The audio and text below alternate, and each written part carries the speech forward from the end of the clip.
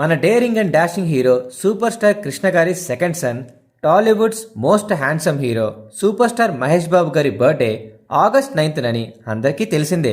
కాకపోతే ఈ బర్త్డేకి ఒక స్పెషాలిటీ ఉంది. అదే ఆయన 50th బర్త్డే.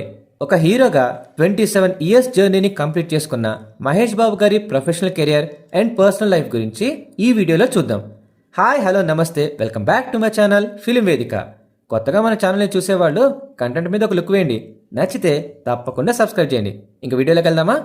1990లో చైల్డ్ యాక్టర్గా తన కెరీర్ని స్టార్ట్ చేసి ఈ అబ్బాయి ఫ్యూచర్లో చాలా పెద్ద హీరో అవుతాడు అని అనిపించుకొని 1998లో రాజకుమారుడు మూవీతో కంప్లీట్ హీరోగా రీఎంట్రీ ఇచ్చి ఫస్ట్ మూవీతోనే బ్లాక్ బస్టర్ కొట్టి ఘట్టవనేని ఫ్యాన్స్ ఎక్స్పెక్టేషన్స్ని ఫుల్గా సాటిస్ఫై చేస్తూ జనరల్ ఆడియన్స్లో కూడా మంచి ఇంప్రెషన్ కొట్టేశాడు. నెక్స్ట్ మూవీ యువరాజు జస్ట్ యావరేజ్ అయినా సరే అప్పటికి పీక్ ఫామ్లో ఉన్న డైరెక్టర్ బి గోపాల్తో చేసిన వంశీ అనే సినిమా డిజాస్టర్ అయింది. బట్ మహేష్ బాబు గారు డిసప్పాయింట్ అవ్వకుండా నెక్స్ట్ ఒక క్లాసిక్ మూవీ మురారితో హిట్ కొట్టి ఫ్యామిలీ ఆడియన్స్లో తన ప్లేస్ని పర్మనెంట్ చేసుకున్నారు. ఆ తర్వాత హ్యూజ్ హైప్తో వచ్చిన కౌబాయ్ ఫిలిం టక్కరిదంగా ఫ్లాప్ అవ్వటం, మురారి మూవీకి రైటర్గా వర్క్ చేసిన శోభన్ గారితో బాబీ అనే సినిమా తీస్తే అది కూడా డిజాస్టర్ అవడంతో ఫ్యాన్స్ బాగా డిసప్పాయింట్ అయ్యారు. అప్పుడు వచ్చిందండి ఒక్కడు సినిమా. తెలుగులో హై టెక్నికల్ వాల్యూస్తో పెద్ద చార్మినార్ సెట్తో excellent songs and screen play ఉన్న ఈ మూవీ టాలీవుడ్లోనే one of the biggest hit అయింది. ఒక్కడు తర్వాత నిజం, నాని మూవీస్ తీశారు మహేష్ బాబు. అవి బాక్సాఫీస్ దగ్గర ఫ్లాప్సే, కానీ ఒక యాక్టర్గా చాలా పెద్ద పేరు తీసుకొచ్చాయి.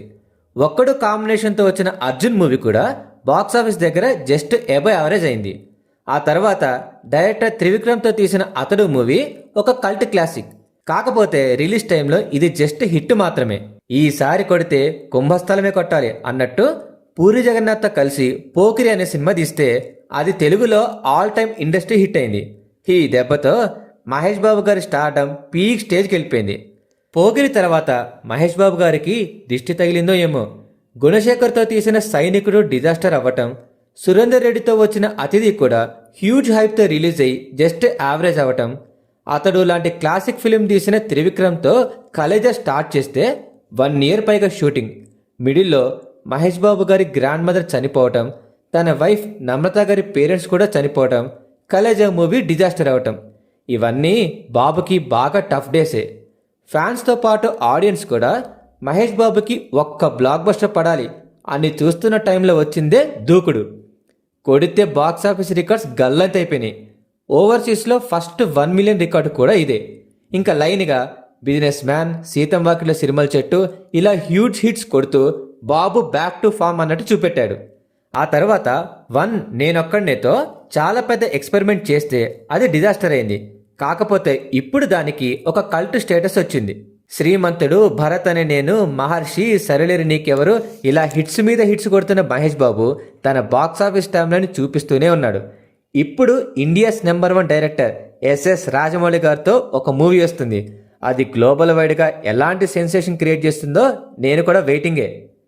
ఇక మహేష్ బాబు పర్సనల్ లైఫ్ చూస్తే మిస్ ఇండియా యూనివర్స్ అయిన నమ్రత గారిని 2005లో ఎలాంటి హడావిడి లేకుండా మ్యారేజ్ చేసుకోవటం ఇండియా వైడ్గా ఒక హాట్ టాపిక్ అయింది.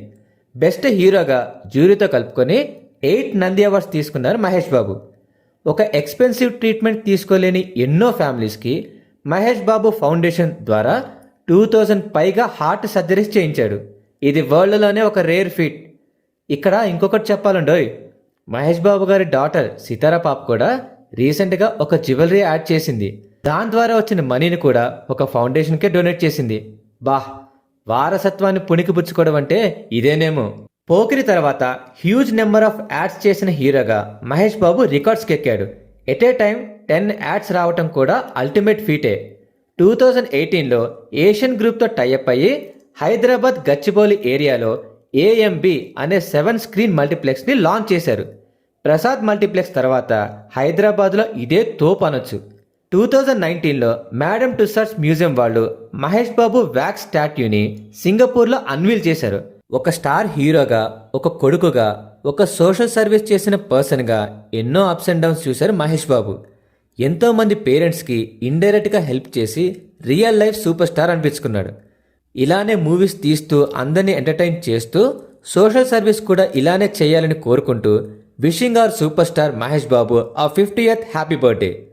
బాబు మీద చేసిన ఈ వీడియో మీకు నచ్చితే డెఫినెట్గా లైక్, షేర్ అండ్ కామెంట్ చేసి నా ఛానల్ని సబ్స్క్రైబ్ చేయండి. నెక్స్ట్ వీడియోతో మళ్ళీ కలుద్దాం. బాయ్.